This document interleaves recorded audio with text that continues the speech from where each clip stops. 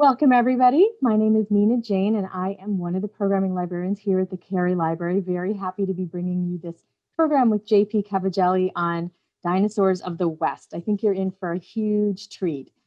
So before we get started, I just wanted to say that JP is having trouble with his video, so we will be able to hear him, but we will not be able to see him. He does have a presentation, so that will take up some of the time, and then through the Q&A, you might see me. You can stay on gallery view, whatever works best for you. But guaranteed you'll have a good time. I hope so too. I have no doubt.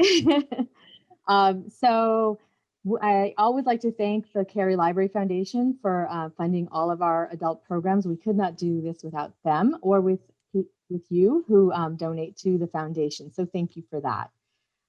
Without further ado, I'm going to introduce JP, who is, let me see, I have a long bio for him, so I'm going to pick through it. A graduate of Lexington High School, class of 1979. So we're really thrilled about that. We're like a hometown hero kind of thing. Yeah, a couple of things I thought were really interesting about him is that he became interested in paleontology too late to get a degree in it. And so he did a bunch of stuff and he fell in love with Wyoming, but he left for a 5-year adventure in fun and poverty as a ski bum and whitewater rafting guide in Colorado and Australia. Completely different places. So I thought that was really funny. And for the last 25 years, JP has been doing freelance fossil preparation in his basement and his garage. And he has good fortune of having been invited to join the paleontological expeditions of Mongolia, Niger, Tanzania, Alaska, and North Dakota. So he had sort of like this, like my dream life, I think. He just gets to go to all these places and dig and get dirty and do all kinds of fun stuff and then hang out with fossils. So without further ado, I'm going to hand it over to JP, who can tell you a little bit more about himself, and he can also start his presentation. If you have any questions, just put them right in the chat. I will ask them to JP at the end after his presentation. All right, is it up to me now? All yours. All right, let me see if I can do this. Hi, everybody. Welcome. Thanks for coming. I see a few familiar names that I haven't heard in decades out there. I'm going to try to share my screen because this is what we practiced. Right, so this, hey, come back. I didn't do that. Yeah, I was graduated from Lexington High School, class of 79. I was more into bird watching and stamps back then than anything else. I went to the University of Chicago, and in 1982, I did a stint in Wind Cave National Park, which introduced me to the world of fossils, and I haven't looked back. So I got fossil fever in South Dakota. That's where Wind Cave is. And when I graduated from college, I wrote a bunch of letters and ended up getting a job at the University of Wyoming for the summer, doing field work. And there I fell in love with Wyoming. And then as Mina mentioned, I had all kinds of adventures in the tourism business, as it were. And then I came back to Wyoming for good after leaving Australia. And we used the title paleontologist-ish because I have a degree in biology, an undergraduate degree, that's all I have. I'm a paleontological technician is my real title. I am the guy who runs the lab at our museum. I'm the guy who runs the field trips, but I don't actually study the fossils per se. That's what a real paleontologist would do. But I market myself as a paleontologist. To folks who don't have a PhD in paleontology, I'm a paleontologist. And I work at the Tate Geological Museum. There's a view of our museum. We are in Casper, Wyoming. Let's see. So part of my jobs is working with volunteers. Here's a couple of my volunteers working on some bones. I'm in charge of the prep lab, which means all these bones that are in the left picture are being prepared by this young fella, Dwayne, who is a retired prison guard, but kind of under my supervision. And Helen on the right is taking pictures of fossils so we can catalog them all, which is a big part of my job too. There we go, cataloging. That's the other part of my job. So there's one single page out of our database. Lots of information, and we get as much information on these on these, on each individual fossil as we can. And this is another one of the fun things we do at work. And if you can't read it, it says, the guy in blue says, "Hey, I found this dinosaur egg. Can you tell me I'm right?" And then I on the red say, "No, this is a concretion." And then the other guy coming in the museum says, "No, it's a dinosaur egg. I know it is." And we have to explain to a lot of people why their round rock is not a dinosaur egg. It's a fun part of the job. We also run a conference every year. I'm in charge of running this thing. We didn't do it last year, but I crossed off 2015. That was supposed to be 2020. We didn't do 2020. Anyway, we do a different topic every year, and we do a day of talks, and we have paleontologists come from all over the country and do a couple of field trips. It's quite a bit of fun. I got invited to this thing because last year I showed up on a PBS TV show. If any of you guys saw that, this is the scene of us filming in southern Wyoming. The TV show is called Prehistoric Road Trip. And we're at Como Bluff here, which is in southern Wyoming, an early discovery site of dinosaurs. Excuse me. For those who are thinking of moving to Wyoming, notice the winter garb. This is June 21st, the longest day of the year, first day of summer. Think about that if you want to move to Wyoming. And here's a gratuitous pet shots. There's the film crew and our digging crew and the dog and some cats, which I thought I'd throw in there because that's what paleontologists do. So at the museum, we do field work, not all over the state, but quite a few places around Wyoming. These are 35 million year old beds in eastern Wyoming. No dinosaurs here. These are fossil mammals. And just a couple examples of places where we work and what we do. We do dinosaur trips for the public, working in one of our bone beds, which I'll show you more of later. And we move big, heavy things, sometimes heavy enough for 3 people. Sometimes you'll see bigger things later. We offer fossil vacations. Actually, I shouldn't say this is France. This is on the left picture. That's my wife. And behind her is the guy showing us around in France. And we do the dinosaur safaris in the bottom picture. And then we've done a history of paleontology trip in 2014, which we planned to do last year, but we're going to probably do it in 2022 again, which is 2 weeks in Europe looking at museums and fossil sites. Good fun stuff. And again, we work in the prep lab. I have a half a dozen volunteers, mostly retired folks. We try to hire students. This kid in the background on the top left is actually a Casper College student. And we find that if we don't pay them, the college students are always more interested in actually doing their schoolwork. So we have mostly volunteers. And I do freelance prep work at home. These are some projects that I've worked on in the past. This little tile, he's about 12 inches long, and that is from Alaska. I got called up to go to work in Fairbanks for a couple winters in a row for a couple weeks. That was fun. And a fossil turtle in the left and a very small mammal jaw on the right that's viewed through the microscope. These are the kind of things that I like to do. And I've been invited to go on a few adventures in Niger, which is in, wait, where is it? There it is. It's not Nigeria, it's Niger, which is the French colony right next door. I should say ex-French colony. I've also been in Tanzania a couple times. There should be an arrow that goes there to Tanzania. And these are just random shots of stuff in Tanzania, including fieldwork shots. And if you're familiar with Monty Python, the guy in the bottom right shirt, in the clean white shirt, you can tell he's the king because he's the only one in clean clothing. He was our boss on that trip. One of the coolest things we found there, even though we were looking for dinosaurs, skeleton. On the upper left is the skeleton shown up in the cliff. The upper right is the actual site where the crocodile skeleton is. And the picture with my hand is the skeleton after we pulled it out of the cliff. And right next to my thumb there, that's a cross section of the skull. That was pretty exciting to find. And I prepared this thing at home, which means basically taking the rock off. And the picture on the bottom right is the shot that was published in a scientific paper about this Cretaceous crocodile from Tanzania, which is a really fun project to work on. A couple of years ago, a couple of summers ago, out of Alaska, where it is cold all the time. They tell me it gets blue sky, but we were there for 2 weeks and we saw blue sky one day. The map of Alaska shows you kind of where we went. Everything up there is accessible by plane, pretty much. That's the only way we got around.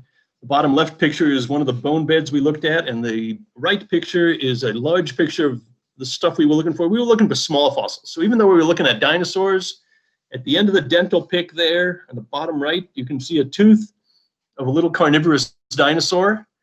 So that was kind of the target of this particular quarry. We worked a few quarries up there. But enough about me. This is again up in Alaska 2 years ago. Let's see. Yes, dinosaurs. Everybody loves a good dinosaur. So what is a dinosaur? We'll get to that in a bit. But dinosaurs were first discovered in 1822 based on these teeth found in the woods in Sussex in the UK. 30 years later, they had a famous dinner for budding geologists and paleontologists and naturalists in a place called the Crystal Palace in England, outside of London. In 1842, Richard Owens coined the term dinosaur for a small group of large prehistoric lizard-like things. These teeth in the left picture are about 1.5 inches long, and they resembled iguana teeth. So this thing was named Iguanodon.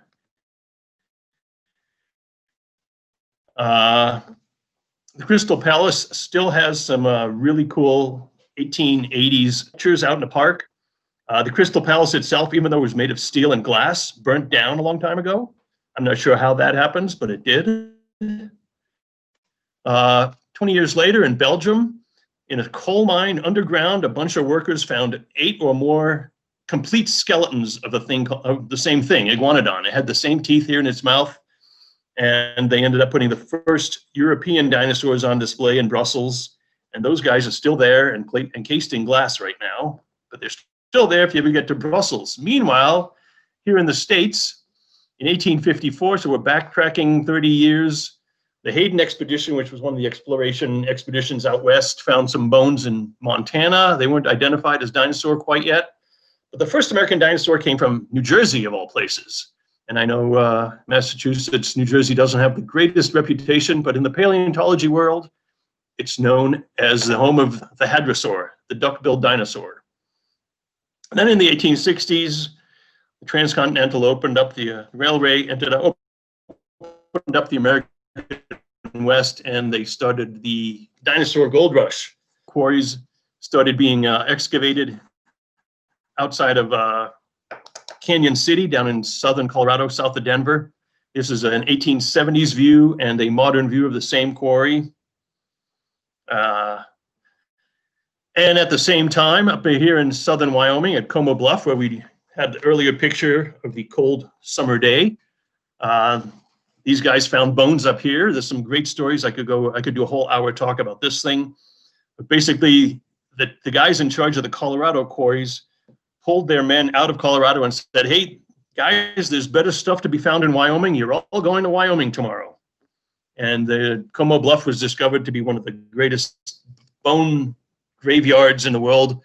It started the Bone Wars, which is another story I could probably talk about for an hour, given the chance.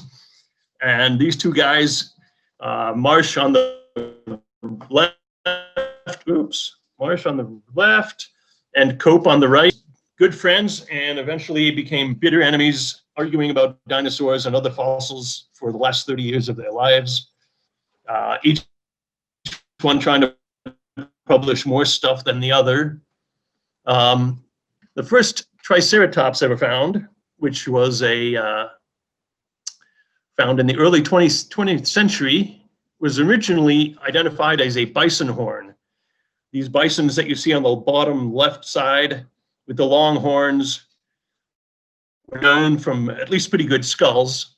And they found some of these long horns in eastern Wyoming. And a guy named Hatcher came to Lusk to look for more of these things.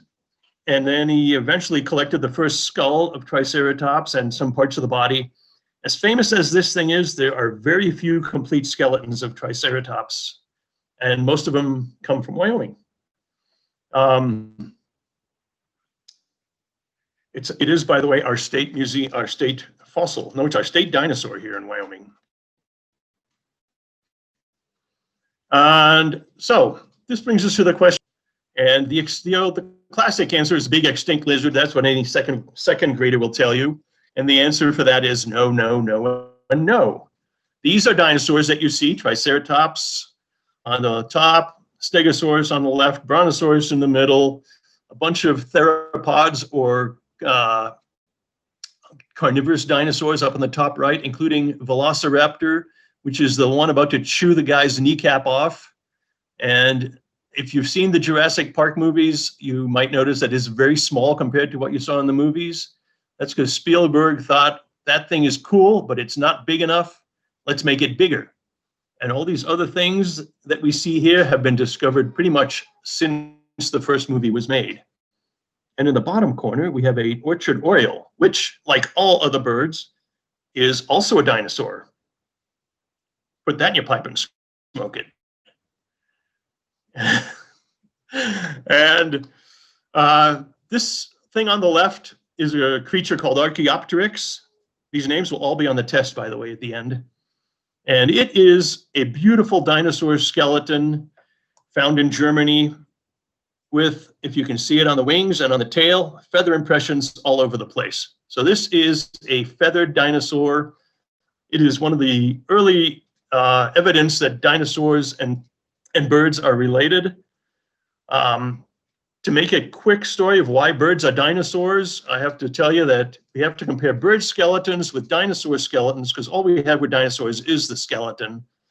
And when you compare the two skeletons, you find, well, not me personally, because it's a kind of work that earns a fellow a PhD. You'll find that bird skeletons are indeed very similar to dinosaur skeletons. That's the long story in a short version of it. These things here are not dinosaurs. These things are often, at least when I was a kid, when you bought plastic dinosaurs, you often got a mammoth in there with it, or like bottom right mammoth, or right in the middle a Dimetrodon, which is not a dinosaur, or some of the swimming reptiles like the ichthyosaur and the plesiosaur on the left, the pterosaur up on the top right, or the crocodile. None of these are dinosaurs. So what is a dinosaur? Well, again, we have only the bones to go by, so we have to define a dinosaur by what we see in the skeleton. And the further you go back in time, the more fuzzy the picture gets, not because because the fossils get worse, but because the characteristics, because the characteristics that you see in these older dinosaurs going back 220 million years, they get to be a lot more similar to some of the other reptiles that were crawling around. And so paleontologists have decided that the definition of a dinosaur is a reptile in which, and now I'm going to show you the bottom picture here. We're looking at the pelvis of two different kinds of dinosaurs. And where it says acetabulum, that's the hole where the femur joins up. So that's the hip joint. And dinosaurs are the only animals out there where the acetabulum is actually a hollow space. I don't know how many of you folks out there are familiar with the human pelvis or any mammal pelvis. We have a really nice ball and socket joint in our pelvis. If you've ever had your hip replaced, which some of the folks our age are starting to do, that hip replacement either involves the ball or the socket. In dinosaurs, it wasn't nearly as clean, and it was a hole straight through. It was a ball, but no socket. So that's the definition of a dinosaur. Seems pretty esoteric, but that's the way it is. So back to dinosaurs of the West. Let's see what we got here. So Wyoming, I'm going to focus on Wyoming because that's where I live and that's where I like to be. Wyoming's famous for two formations, which is a rock unit that contain dinosaurs. One of them is the Morrison Formation, and I'm just going to blow through all this stuff here. It's about 150 million years old, Jurassic in age. It's named after the town of Morrison, Colorado. It's found all over the Rocky Mountain area. There are similar age rocks in Portugal and Tanzania that also have dinosaurs. The plants in it are fairly primitive. You have palms and cycads and horsetails and ferns and evergreens.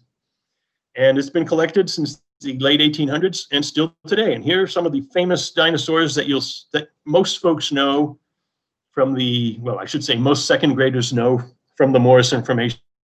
The little arrow there points to a lower jaw of a Nanosaurus that we found in the Morris information. And notice the scale, that is a very small dinosaur. So here's a little map. All the black things that you see on the map of the western states here, that's where the Morris information can be found. The names on there are famous quarries. The list of animals tells you all the critters that have been found in the Morris information. So while you have your dinosaurs on the right-hand side of that list, there were tons of other things running around with them. So we actually, because it's been studied for a long time, we have a pretty darn good idea of what kind of animals were out there and what the environment was like. And the environment changes quite a bit, but there are definitely lots of big flat rivers. And it was quite variable, but big rivers were a big part of it. Let's see, the other place that Wyoming is famous for its dinosaurs is in the Lance Formation, which is late Cretaceous, so about 70 to 65 million years ago. It's named after Lance Creek, a creek in eastern Wyoming, where we'll be heading virtually in the next few minutes. It is found in Wyoming, but if you go into Montana and South Dakota, over there it's called the Hell Creek Formation, which if you've seen the opening scene in the first Jurassic Park, that's where that first scene takes place. The plants here, we start to see some flowering plants, but no grasses yet. Grasses are a much more modern evolution in the plant world. And again, collected from the 1800s and still collected today. I'm afraid I might have saved the wrong version here. Wait a second.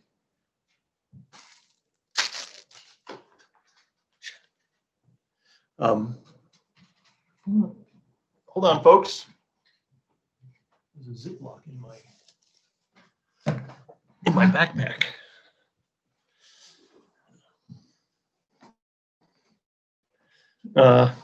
These are the dinosaurs here. I'm back again. The dinosaurs for the Lance Formation, you see quite a few names that, again, any second grader will recognize, and a bunch of things that nobody else has ever heard of.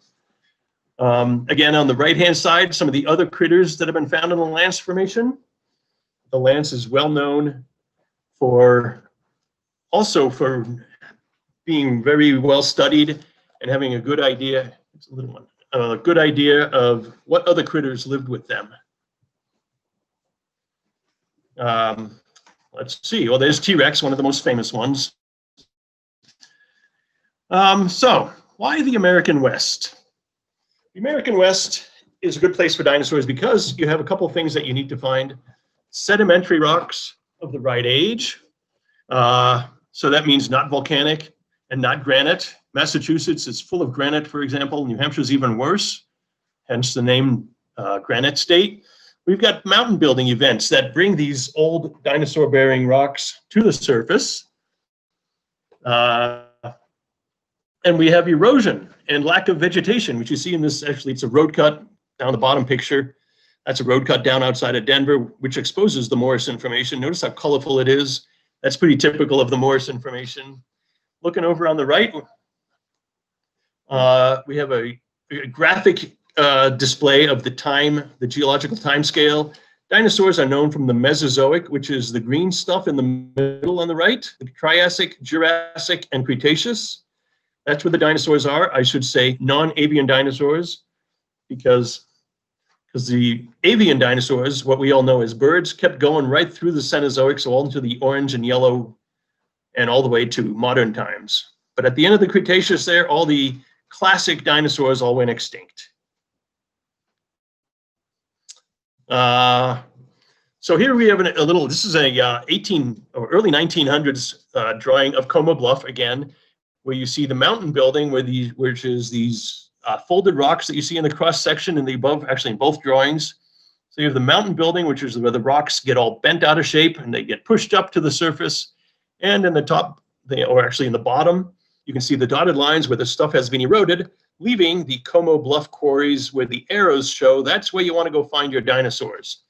And if you look to the right, there's another famous quarry over there, which is again in the same beds as they come to the surface 10 miles to the north. So let's go find some dinosaurs. We're going to go into eastern Wyoming and look for the Lance Formation, look into the Lance Formation. So how do you go about finding dinosaurs? You look for clues. It's a lot like detective work. Geologists have been poking around the world for a lot longer than people have been looking for dinosaurs, especially, I should say, in the Western US, because one of the first things that the government wanted to do is find out what kind of what's the word, resources are out here. Coal especially. Coal was a huge inspiration to map the West. And eventually, when oil became big, that became a huge influence too. I put Tanzania in there. The guys who took me to Tanzania actually looked in an old geology paper written about Tanzania, and in a side note at the bottom, or on page 72, it said, "And we found some dinosaur eggshells." End of discussion. And no one had pursued that, so they did in 2008, 100 years later, roughly. And then notice, I put this in because this is a library talk. Go to the library. A lot of this stuff can be done online now, but go to the library. Look at the geology map. That's the next step. This is the state of Wyoming. And to find dinosaur-bearing rocks, you need to look at the kind of light green stuff, kind of in the eastern northeast corner there, but the same colors are shown all over the state in much skinnier sections. The light greenish is the Lance Formation. If you look, there's a bluish color. I don't know if you can see my arrow, but there's a bluish color here. The northeast color, with the northeast corner where there's bluish stuff, that's the Black Hills, which extend into South Dakota. But there's a bluish green, the third blue from the inside. That's the Morrison Formation. That's where you want to go find your Jurassic dinosaurs. I'm going to backtrack a little bit. So we're going to zoom in. East of, I don't know if you can see it, where it says South Dakota on the edge in white there. We're going to go just into Wyoming on the edge, right on the border of South Dakota. Zooming in. So here's a map from the area called Lance Creek. And the Lance Formation is the lighter green that dominates the center of this map. So we're going to go look for that. That's an area where we want to go find some dinosaurs. So what do we do next? We look at aerial photos. Nowadays, aerial photos are all online and Google Maps. It's a great resource. And actually, the guys who took me to Tanzania, they did most of their field work before they went out on Google Maps. That was 12, 13 years ago now. And that was Tanzania. It was already mapped by Google back then. So here's a Google map view of the same thing. We're still pretty far away here. There's the town of Lance Creek as a little side note on the bottom. And we zoomed in, and we're much closer here. So we're on a couple of dirt roads. This white patch kind of left of center, that's actually the scar in the ground where we collected our T-Rex 10 years ago, quite visible on Google Earth. But all the white stuff you see, those are all potential places to go look for dinosaur bones, because that's the exposed rock. Along Traphagen Road there, all the red and grayish, that's all grass. Yeah, that's not a good place to go. So next you get to study the topo maps. And like I said here, there might be an app for this, but I don't know about it. I just like to look at maps. So here's the map of the same area. Here in the picture I'm showing is the same photo I showed from Google Earth. This is the map of the same area. If you look at the fork in the road here, I don't know if you can see it, but it's right about just to the left of that, underneath the darkest red line. Let's see what happens if we zoom in. Oh, there it is. So there's the fork in the road. Our T-Rex is just south of where it says 4149. I don't know if you guys can see my arrow, my mouse, but it's just in that area. This is where we're going to go look for. The next thing after you find the topo map, I don't know why I left that one in, is you got to find out. So this is my field, the topo map, and you can see square lines where I've drawn the land ownership. Finding out who owns the land is often pretty tricky, but the county clerk's office is where you go to find all this stuff. They can help you out a great deal. The county has records of who owns every square inch of land in the county. I tried to do this in Texas once. It was much more difficult in Texas. I don't know why, but it was. So find out who owns the land, then you get permission. Permission to dig and tell the good folks who own the land what you plan to do.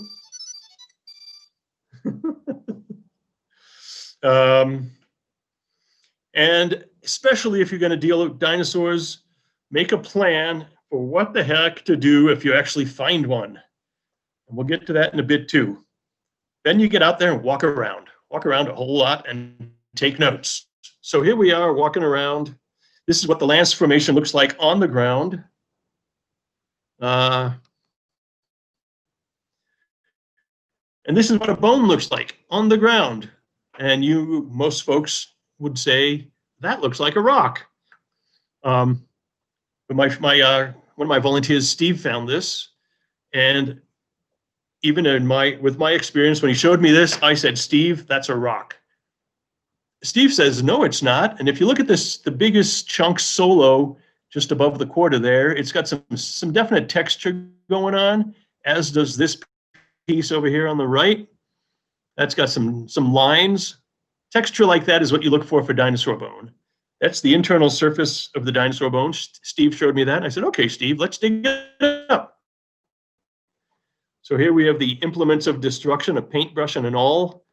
And now we're going to go do a little aside for show and tell of field tools.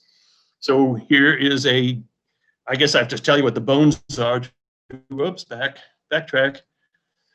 This is a duck-billed dinosaur tail bone next to the paintbrush tool. This little orange guy is some kind of pick. That one's actually a gasket remover. They work really well. On the right picture, an oyster knife. The quarter is always a good thing for scale. And that's a T-Rex tooth, which everybody loves to find every now and then, because they are pretty exciting.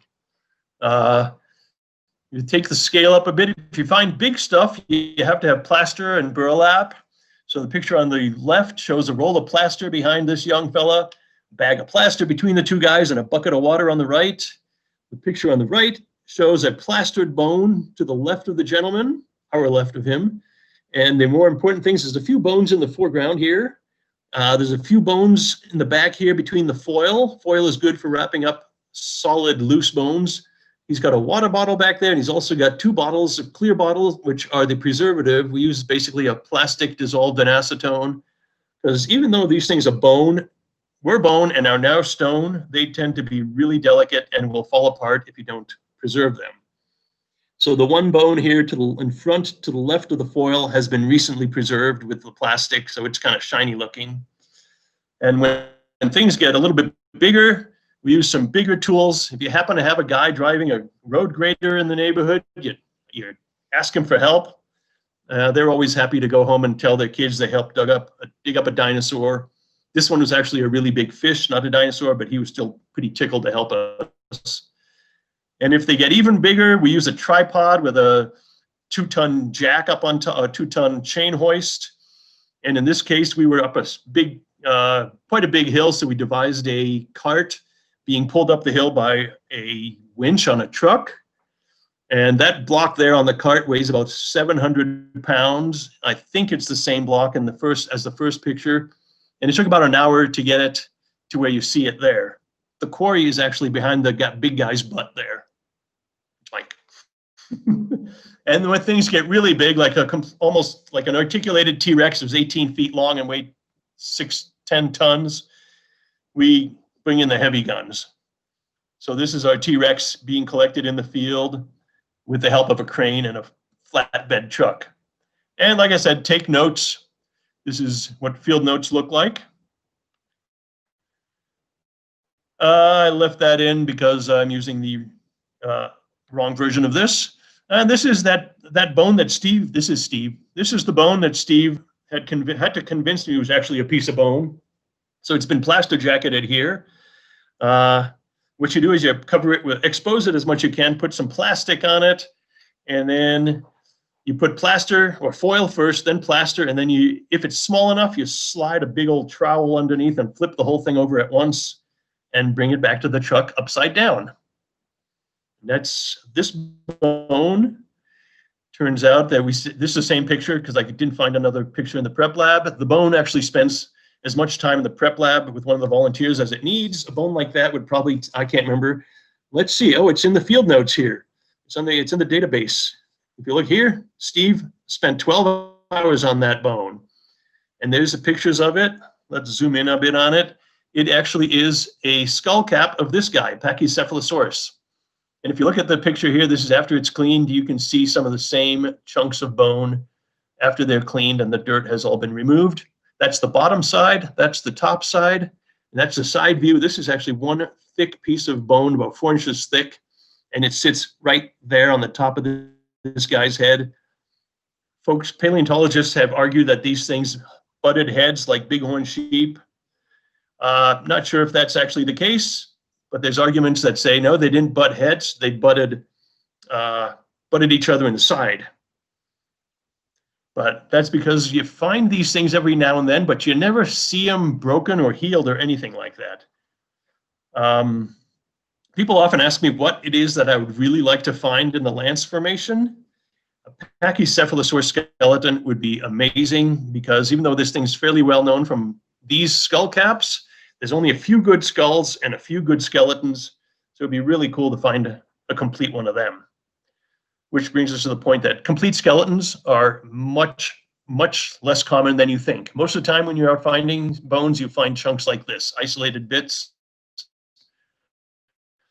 What if you actually do find some, like our T-Rex? This is our T-Rex in the field.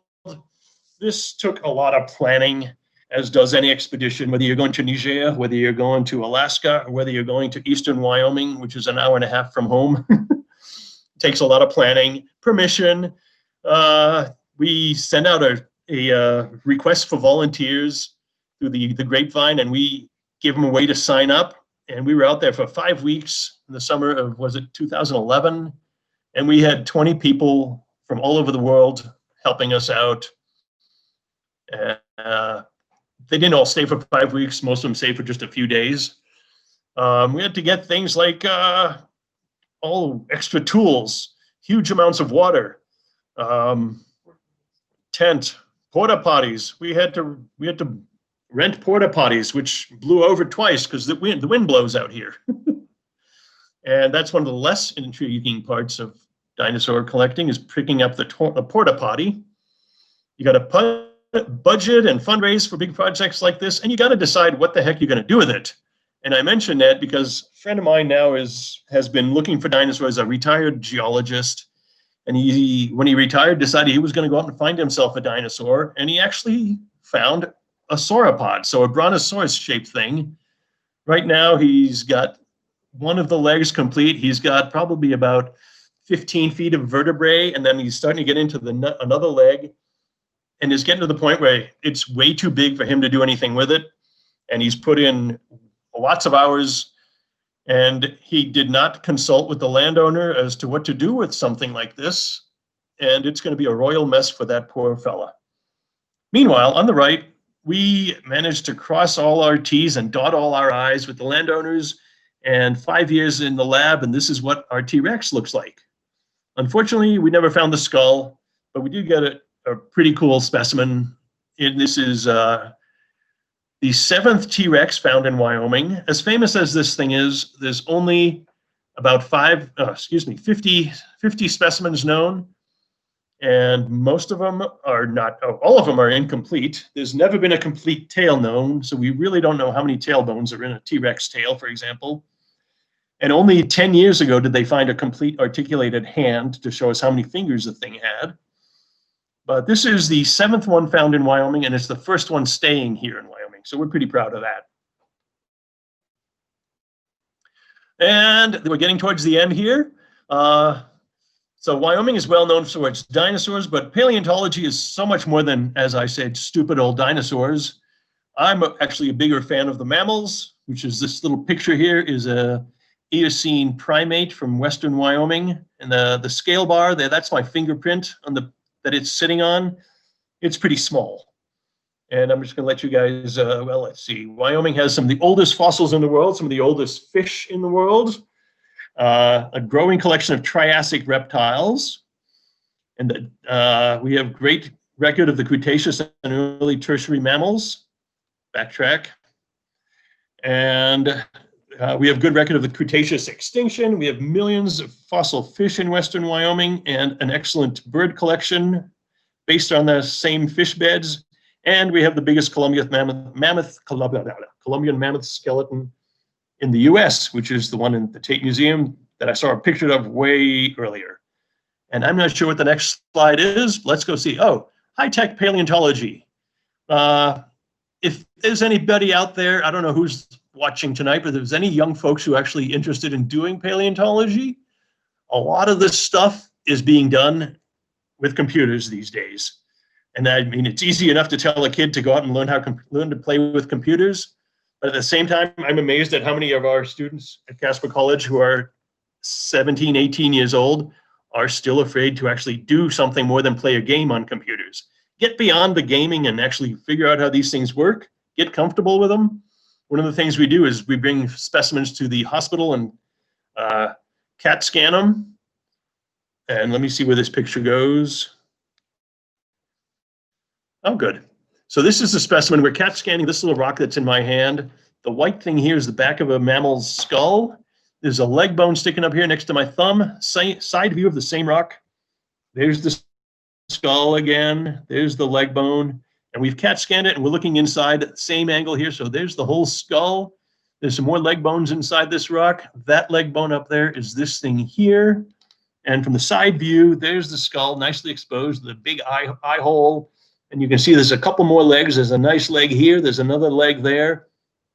So this is a partial skeleton of a 35-million-year-old deer that would be the same size as my cat sitting here trying to help me on this project. And finally, how about some dinosaurs from Massachusetts? Raise your hand. Oh, wait, I can't see you guys. Raise your hand if you know that there's dinosaurs in Massachusetts. Not really. There are dinosaur footprints. There's never been any bones found.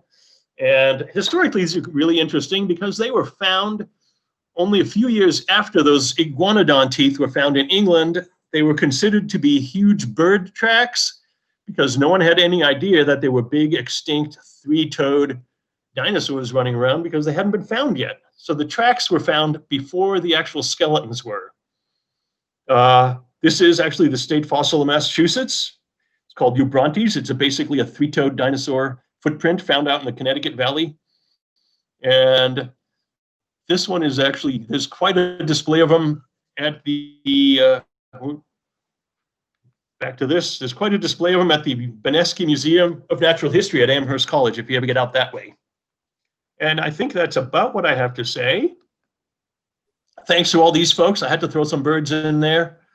I have to thank my folks, and they bought me a surplus binocular microscope, which I use for a lot of work at home.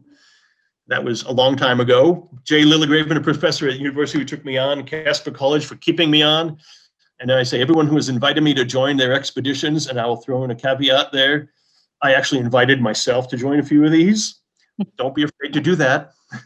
And John Murphy and Mina Jane, both of the library, for helping organize this. And if you're interested, this is the shameless plug part. We actually do dinosaur digs for the public. There's the website at the bottom. Feel free to copy it down, and I'll keep it on this page just long enough for you to write it down. I can also send it out. I can also send it out in the recap that I send out to everybody. And now I'm going to unshare my screen. Do I do that, or do you do that? JP, do you want to keep your screen on since we won't be able to see you anyways? Oh, that sounds good. And then people can ask me to go back to certain slides if needed too. Sure. All right. I think I hear an echo of my voice on your screen, so that's what that is, everybody. So we do have some questions. Okay. Let's see. I think it's Betsy, who is also an LHS alum 4 years after you, is an amateur fossil hunter, and they found a fossil somewhere in upstate New York, and it's a long message, but basically her question is wondering if you have any hints for amateurs on how to best preserve fossils in the field, especially those that are in shale, for those of us who are limited to mostly Devonian fossils. I would suggest Betsy, are you familiar with the Fossil Forum online? It's a great resource. Yes, I am, JP.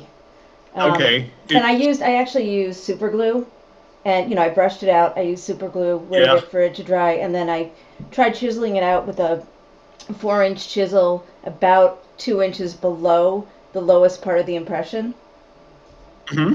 But it was in about 3 pieces. Okay. I would actually shy away from super glue, and there's an outfit called Paleo Tools. They offer a product called Vinac. And Yeah. super glue is cool, but it's really hard to take off. If you can get your hands on some Vinac, Vinac, and you have to dissolve it in acetone yourself, and it's much easier to take off in case you need to take it off later. But when it comes later, when you're at home on the kitchen table putting the thing back together, that's a good place to use super glue. Okay, great. And but coating it with either super glue or Vinac is a good way to prevent it from breaking apart in 68,000 pieces as opposed to 3. Okay, so I think Betsy also asked, and I think you answered this, JP, was where are the best places to legally hunt for fossils? And she's talking about Wyoming, but I think it would be a good thing for us to know in general.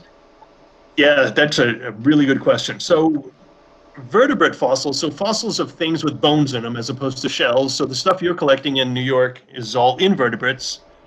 The stuff here that I'm talking about today mostly is vertebrates, so things with bones. Vertebrate fossils are illegal to collect on BLM land, so the federal government. Bureau of Land Management, not Black Lives Matter. It's illegal to collect vertebrates on BLM land unless you have a permit, and our museum has a permit, but individuals can't get a permit. So the best way to do that, if you're out here, is to talk to landowners.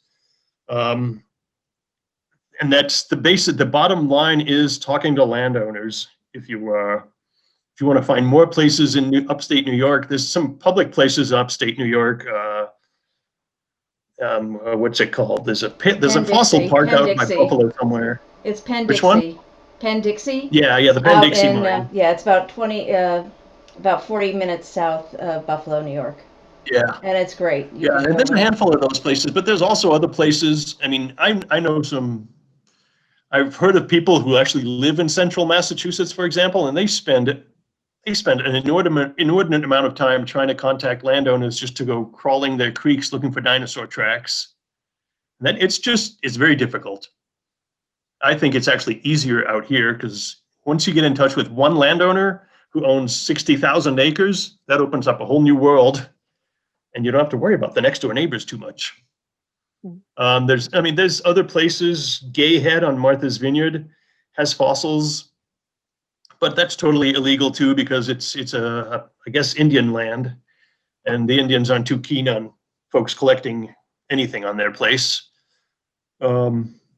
It's really hard, especially in New England.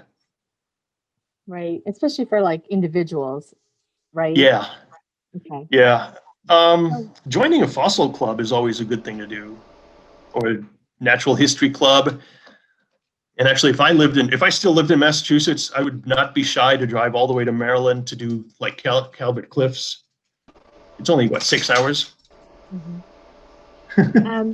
So Elaine asks, why do you think birds are one of the types of dinosaurs to survive? Oh, so more why they survived as opposed to why they are dinosaurs.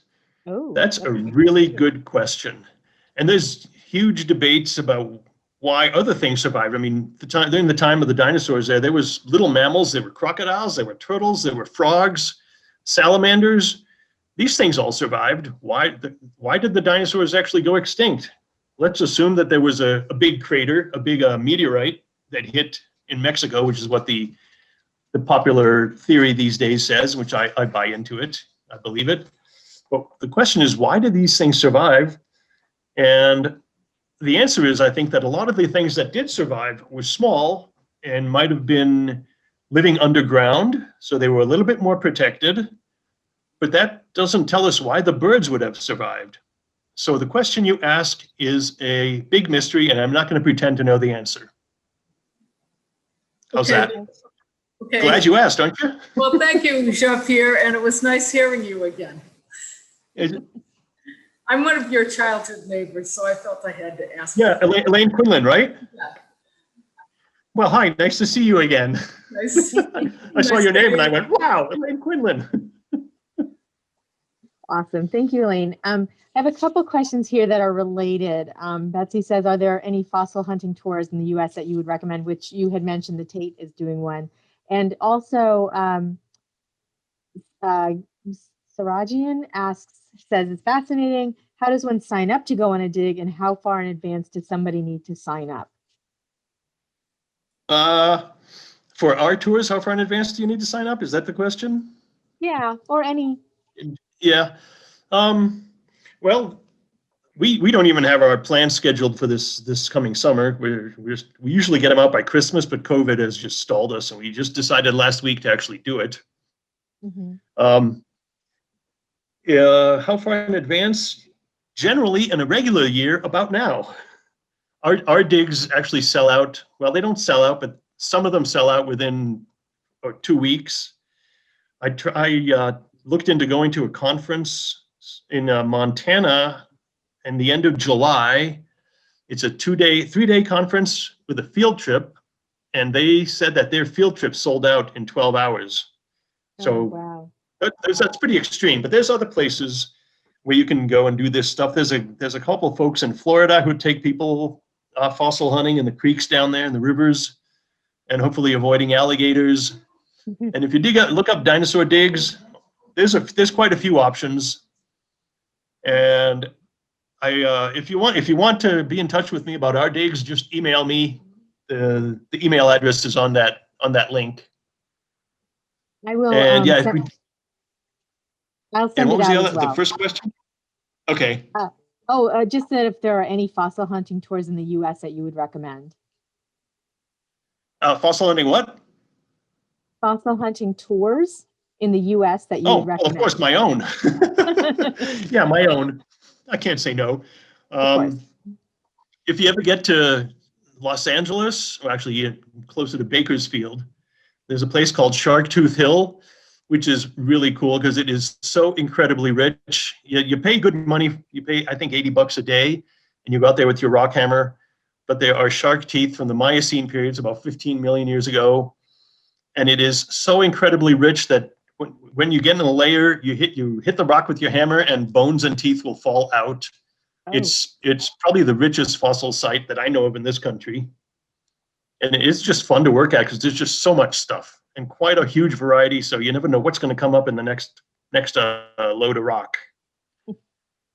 That's one of the best ones I've done. The other one is a trilobite spot in Utah called UDig Trilobites, which is also pretty darn rich. You pay a nominal fee to get in for a couple hours or a day, and you come home with a bunch of trilobites. Okay. And it's called UDig. That's spelled. Oh, hold on. That's spelled the letter U dash dig fossils. Okay. That's okay. So, can you do CT scan on a large piece of shale? Yeah, you probably can. And fossils in shale tend to be a lot harder than the shale itself. So I think shale fossils would CAT scan or even X-ray really nicely. And when I do this stuff, even before I had this job, which the job opens up doors. It's pretty cool. You say you work at the museum in town, and the hospital is pretty happy to let you in. But even before I had this job, I had no problem walking into a hospital and show them a fossil and say, hey, between trauma patients, can I ask you if you could CAT scan this thing? And CAT scan people I found are really excited to look at something other than half dead people. I would imagine. Mary asks, when you first find a bone, how do you know what body part you're looking at, like the skull cap that you had shown us? Oh, well, when you first find it, you don't know in general. Like that skull cap, I wasn't convinced until we actually started digging it. I mean, Steve convinced me that it was a bone, yeah, but the skull cap part didn't come out until we actually got it back to the lab and cleaned it. Because when we clean it, we don't expose the whole thing in the field, so we only expose that same top surface that I showed you and a little bit more, just to get an idea of how thick it was. And it wasn't until we got it back to the field, back to the lab, and Steve cleaned it up and showed me the bottom side, the smooth ball side. I'm like, okay, yep, you're right, Steve. And usually I'm a little embarrassed to let my volunteers tell me what I'm looking at, but it happens. Mm-hmm. So and yeah, some things. Oh, excuse me. Go ahead. No, go ahead. And to answer that, I mean, this one slide we're looking at right now in my field notes, I have this thing labeled as a fossil rabbit because the fossil rabbits are about the same size and they're much more abundant in this place where I go find these things. And it was only this was done last weekend, and I was able to identify it as a deer based on the CAT scans. So yeah, sometimes it could be a long time. So I'm kind of curious, when you first started talking about the history of finding fossils, you said that the first fossils were found in 1822. Is that how is that possible that people didn't know they were finding age-old fossils or age-old bones? I should say the first dinosaur parts were found in 1822 and identified as something.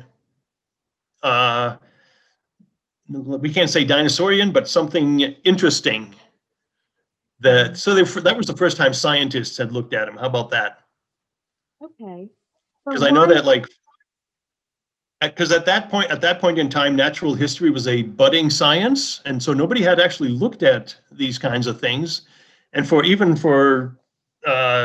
Gideon, the scientist who looked at that stuff, to be able to say that this 1.5-inch tooth was very similar to an iguana tooth. No one had taken an iguana apart before that, so they were only just starting to learn the anatomy of these animals that had been well known as living critters. So it was a flowering of natural history, basically. Mm-hmm. Does that make sense? Yeah, that totally makes sense. So the timing was right. Yeah. Betsy wants to know, do you recommend the fossil safari at Warfield Quarry in Wyoming? Absolutely, yes. If you want to go find fossil fishes, and I'm sorry I didn't mention that one earlier, Warfield Fossils is one of the fish quarries in western Wyoming. If you get out this far, they're definitely worth it. You will go home with fossil fishes. Oh, cool. So I don't see any other questions. If you guys have any, feel free to put them in the chat or unmute yourselves. I'll just give you a minute to think about if you have any last questions. In the meantime, I wanted to ask you, JP, about things you had mentioned, like alligators and crocodiles and things that are, derived from dinosaurs. What are your favorites that are still like sort of living? That are still living? Well, I'm a big fan of crocodiles. Crocodiles are really cool. And when I go to Florida and see those things, I can look out over a swamp in Florida with an alligator or crocodile. Actually, alligator is much more common. And I just almost hear the dinosaurs creeping around in the background. They just look so prehistoric. They just make you feel prehistoric when you see them. Mm-hmm. Yeah. What are some others? Those are the only two I can think of, actually. Say that again?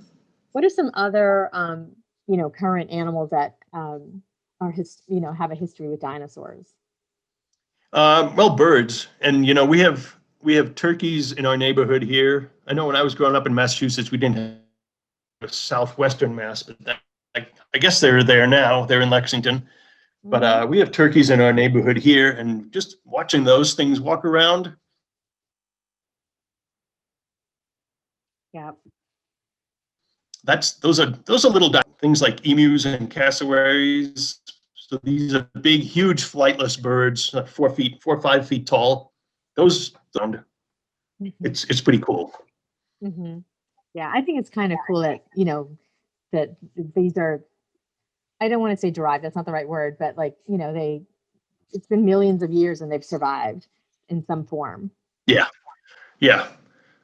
And actually, people ask me about time traveling too, and which is kind of a similar topic here. But if I really wanted to time travel, I would go back 50 million years past or after the extinction of dinosaurs, and I would go to the deposits that the Warfield Quarry is in Western Wyoming and see what those birds that we know from skeletons actually looked like. I would go bird watching in the Eocene.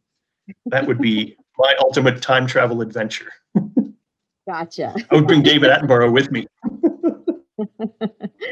That's awesome. So one last question from an attendee, Betsy. What's the best way to store and display your fossils? And I think to add to that, the safest way so they don't, fall apart.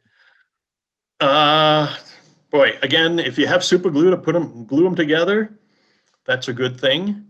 If you have Vinac, you can coat them with Vinac, which is a little less obtrusive. But one of the things I do is I put them in behind glass so I don't have to dust them. Mm-hmm. If you have to dust your fossils, that means you have to pick them up every now and then. And the more you pick them up, the more they might fall apart, especially if they're delicate. Mm-hmm. Yeah, behind glass is the big thing. Okay, great. Well, thank you so much, JP. This has been super. My pleasure. Okay, Okay, I'm going to unshare my screen. Okay. I don't know how. You could try to turn your video on if you want to see how. Yeah. See if that works.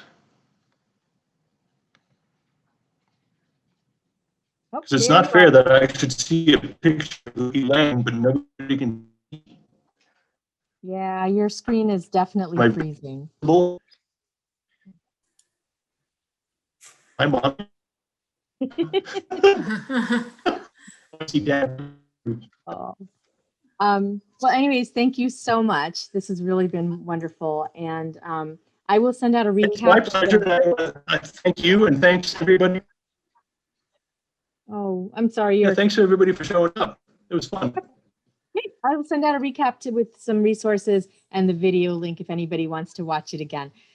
So thank you everybody for coming. Thank you, JP, for your time and your expertise. And we hope to, My pleasure.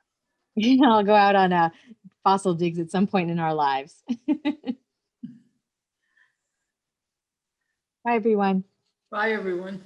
Thank you.